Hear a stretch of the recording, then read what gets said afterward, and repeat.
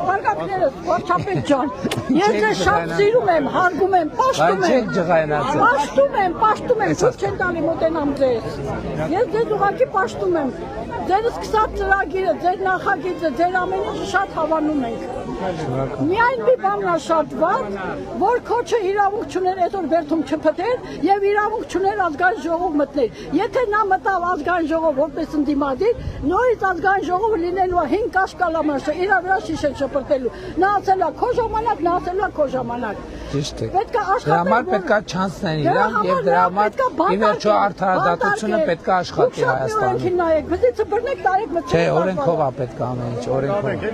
Մինչև ընտրությունները։ Ես ունեմ 3 պարոն Ավենյանին ստացել եմ։ Շնորհակալ եմ ձեր աջակցության համար եւ ներողամիտ գտնվեք Ավել Պակասի համար ամեն ինչ կգնի իր տեղը։